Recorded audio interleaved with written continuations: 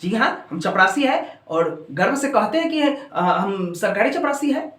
मैं हूँ तीखा लाल और करता हूँ तीखे सवाल, जो बिहार में नोट लेके हो जाते हैं मालामाल। तो आइए आज हम लोग बिहार की चर्चा करेंगे, बिहार में जो दहेज की जो सिस्टम है उसकी चर्चा करेंगे। जी हाँ, हम आपको बताते चले कि बिहार में जो दूल्हा जितने बड़े पोस्ट पे होता है उसकी डिमांड उतनी ही बड़ी होती है। जैसे अगर कोई चपरासी है उसकी डिमांड अलग है, अगर कोई आईएएस है तो उसकी डिमांड अलग अलग होती है। तो आज उसी घड़ी में हमारे स्टूडियो में मौजूद है एक सरकारी दूल्हा, जिनसे हम खास बातचीत करेंगे और जानेंगे कि दहेज में क्या क्या व्यवस्थाएं हैं। तो नमस्कार, स्वागत है आपका। सबसे पहले तो आप हमको सरकारी दूल्हा कहना बंद करिए, और हम सभी बिहारी को आप लोग सरकारी दूल्हा दूल्हा कह कह के चिढ़ाते हैं। हम सब जानते हैं इस सब चीज़ को। तो क्यों आप लोग सरकारी दूल्हा नहीं हैं? नहीं, बिल्कुल नहीं। हम तो सरकारी चपरासी है। दूल्हा तो हम ललमुनिया के नु है। तो आप एक सरकारी चपरासी है। जी हाँ, हम चपरासी है और गर्व से कहते हैं कि हम सरकारी चपरासी है। इस नौकरी के लिए आप तो बहुत पढ़ाई किए होंगे, बहुत मेहनत किए होंगे, तब जाके ये नौकरी मिली होगी आपको। पढ़ाई बिना पढ़ाई के सरकारी नौकरी हो जाता है। आप स्टूडियो चलाते हैं और हम लोग जैसा जो नौकरी करने वाले का हाल आप नहीं जान सकते। अरे रात रात भर जग के पढ़ना पड़ता है। साला आंख के नीचे जो है काला काला हो जाता है। दो दो तीन तीन महीना हो जाता है गर्लफ्रेंड से बात किए हुए। आपको ऐसा ही लगता है कि नौकरी ऐसा ही बटा रहा है, मिल गया है? अरे बहुते पढ़ाई किए हैं, बहुते मेहनत लगा है हम लोगों को।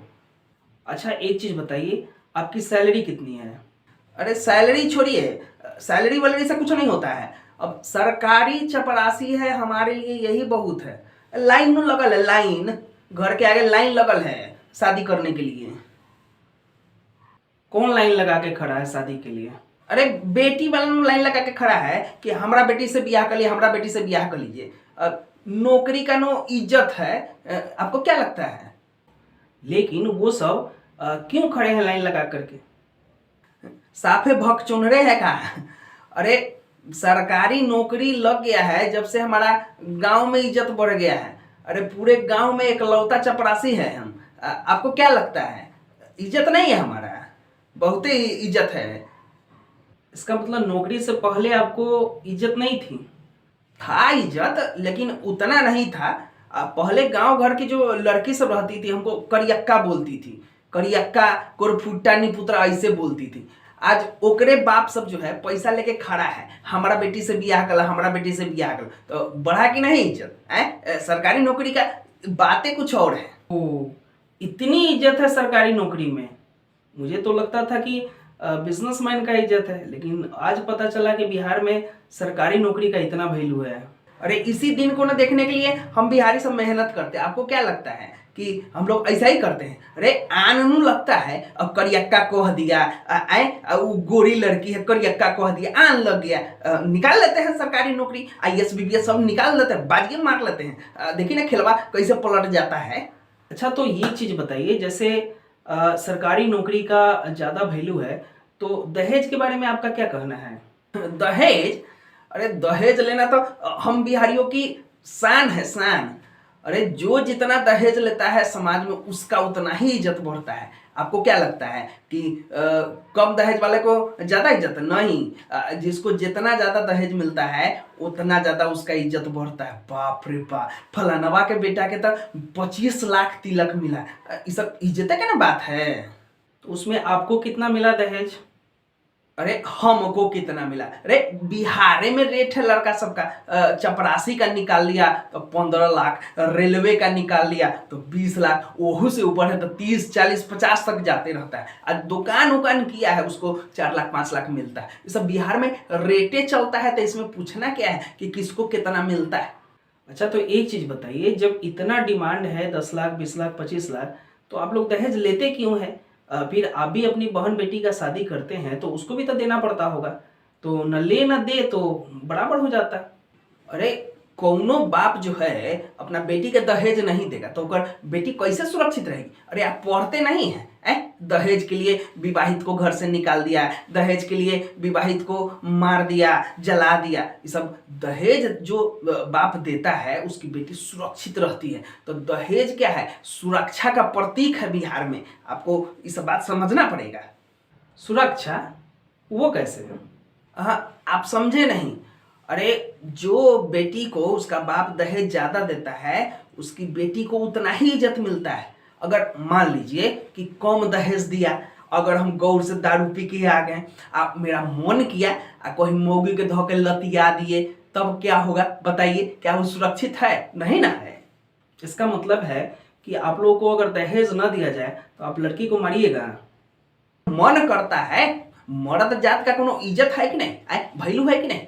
हम मान के चलिए बाहर से कमा के आए, तेका दारू पी लिए, आपको कहे कि ए ललमुनिया तेका पानी ले आवा, तेका फलना चीज ले आवा, मना कर देती है तो मन करता है, ईगो पर ना आ जाता है, धोखे लतिया देते हैं उसको। तो भाई आप लोग दारू पीकर आते हैं, ऐसे भी बिहार में दारू बंद है, तो आप दारू पीकर आते हैं तो मौगी को क्यों लतियाते हैं आप? ईगो नु हर्ट हो जाता है। अब पति का कोनो वैल्यू नहीं है। इसका मतलब है कि वो ऑर्डर नहीं मानेगी तो आप मारिएगा उसको, लतियाइएगा, गाली दीजिएगा। यही सब संस्कार सीखे हैं आप। तो पति होने का क्या मतलब है? मर्द जाती है, कुछ वैल्यू होना चाहिए, इसीलिए जो है धोखे लतिया देते हैं। अरे इससे संतुलन बनल रहता है। ओ, तो संतुलन बनाने के लिए आप लोग मारते हैं ना? आप समझे नहीं, आप बिहारी नहीं ना है, इसलिए नहीं समझ में आता है।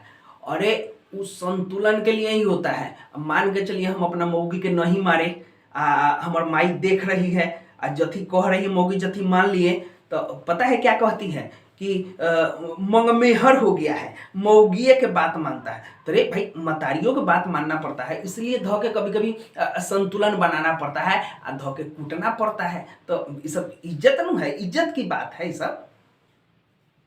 अच्छा, तो मंगमेहर न कहा इसके लिए सब करना पड़ता है। अच्छा एक चीज बताइए, शादी कहाँ से कीजिएगा? कहाँ से? कहाँ का मतलब है? होटल से होगा? अरे पहले ही बोल दिया है कि होटल सबसे बड़का होटल बुक होना चाहिए। 500 बाराती लेके जाएंगे हम। किसी के स्वागत में कमी हुआ तो समझ जाइएगा, जितना भी कमरा होगा होटल में सब एसी होना चाहिए, नहीं तो शादी के बाद तो समझ ही रहे हैं कि क्या होगा।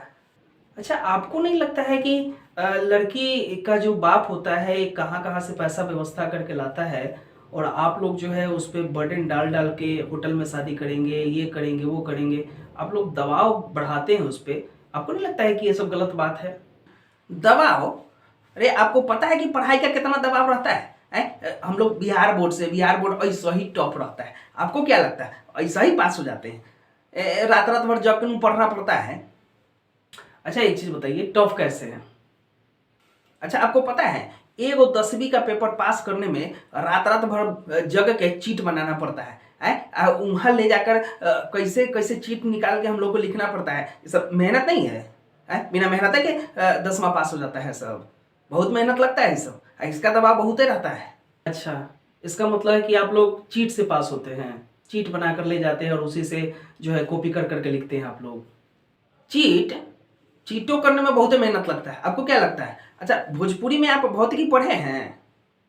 नहीं, भोजपुरी में भौतिकी ये कब से आ गया? अच्छा लाई हम पढ़ाते हैं। ये देखिए, ये भौतिकी है, इसमें हम देखते हैं न्यूटन का गति नियम। 3 गो गति नियम दिया था, चौथा तो बनाया नहीं। अब भोजपुरी में पढ़िए।